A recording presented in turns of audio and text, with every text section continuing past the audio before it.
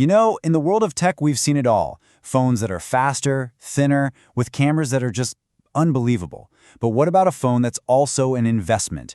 Today, we are diving into the really strange and fascinating story of the Solana phone. This is a device that somehow managed to be a gadget, an investment, and a gimmick all at the same time. And it's created this huge amount of buzz and, honestly, a lot of confusion. Okay, let's get into it. Just think about this for a second. What if you bought a new smartphone and instead of being this big expense, it actually started making you money? I'm not talking about some side hustle you're running on it. I mean the phone itself just generates cash, simply by you owning it. It sounds completely like a marketing fantasy, right?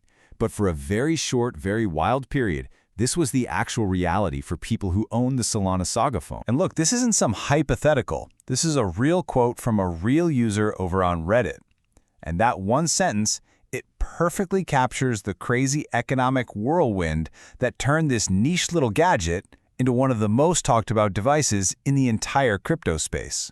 So how on earth did that happen? Well, to understand that, we first got to look at what this phone actually is. All right, first things first, what even is a web3 phone? At its heart, it's a completely new take on the smartphone. It's an attempt to build one from the ground up, specifically for the world of crypto and all this decentralized tech. A Web3 phone is really built on a totally different philosophy. You know, your current phone is basically a window to the internet that's controlled by a couple of giant tech companies. A Web3 phone tries to be something else, a secure gateway to a decentralized internet, where you actually have control over your data and your digital stuff. Think of it like a normal phone, but with a crypto superpower built right in. And this is where you can really see that difference in action. With a regular phone, everything you do flows through these centralized app stores. And let's be honest, your data is often the real product.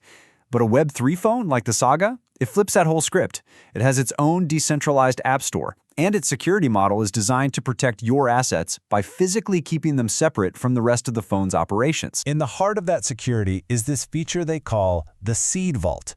It's literally like having a tiny little Fort Knox built inside your phone that's only for your crypto keys. Now, this lets you do something that is normally a huge pain on a mobile device, securely signing crypto transactions. On the Saga, you can just use your fingerprint. That is a massive deal for making crypto feel less clunky and easier to use every day. So it's got all this amazing cutting-edge crypto tech built in. But what about just being a phone, for making calls? Well, the reviews are kind of mixed. As one Reddit user put it, it's a 7 out of 10 phone. Another one even mentioned having issues with bad call reception. So the bottom line is, while it's a fantastic crypto device, it might not be replacing your iPhone for day-to-day stuff just yet. So if the phone itself was just okay, why did it suddenly become so popular it sold out? This wasn't about the tech. It was about an old-fashioned gold rush, and it was fueled by something in the crypto world called an airdrop. The journey of this phone was an absolute roller coaster. It launches at a pretty steep $1,000, but sales were so bad they had to slash the price all the way down to $599. I mean, it looked like a total flop. But then, a Solana meme coin called Bonk decided to airdrop, which is just the fancy word for giveaway, a ton of its tokens to every single person who owned a Saga phone. And as the price of that Bonk token went to the moon, that free airdrop, which was maybe worth $10 at first, was suddenly worth more than the phone itself. At its peak, it was worth over $2,000. The math became incredibly simple. Buy a $599 phone, claim the free tokens, and you've already made a huge profit. The phone went from sitting on shelves to completely sold out, with people reselling them for an insane $5,000. And this wasn't just a one-off thing. The exact same trend continued with a pre-order for the second-generation phone. Just look at this real example from another Reddit user. They paid $450 to pre-order the new phone. Then they started getting all these other little airdrops from different crypto projects that wanted to get in front of this new hyped-up audience.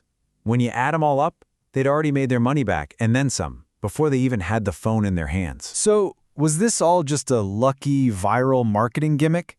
Or is there actually a much bigger strategy going on here? Well, if you zoom out a little bit, you start to see that Solana Mobile's goal isn't just to sell phones.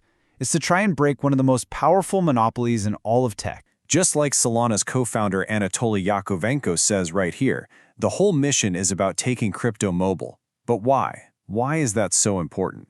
Well, because right now, if you want to build an app for a phone, you have to go through one of two gatekeepers, Apple or Google.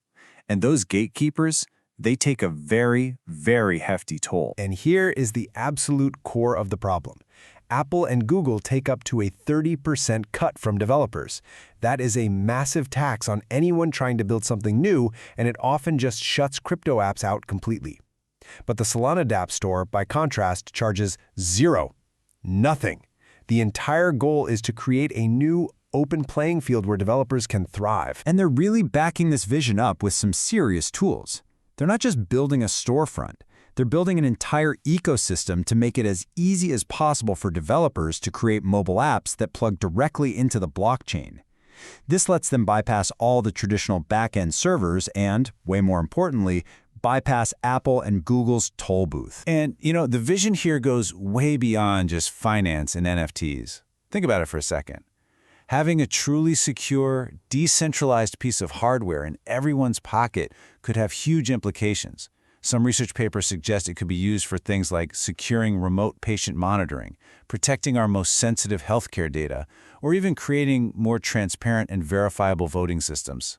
The possibilities are pretty wild. So, you've got this grand vision on one side, and then this chaotic, airdrop-fueled reality on the other. Where does that leave the Solana phone right now? Let's break down the hype versus the actual reality. Okay, the hype is absolutely undeniable. We're talking over 140,000 pre-orders for the next phone and a super engaged community. But the reality on the ground, it's messy. There's confusion over when the phones are actually going to be delivered. There's even airdrop jealousy with people getting upset online.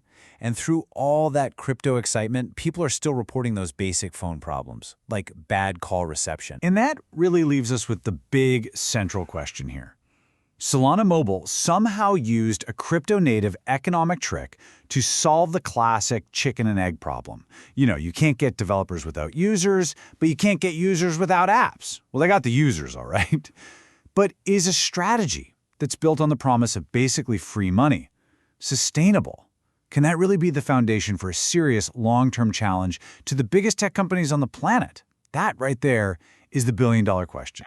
What is it thick or where's it at? I got crypto in the bag, send the CA in the chat. Gonna ape another fact, got a runner on the map, Solana sniping like a gat.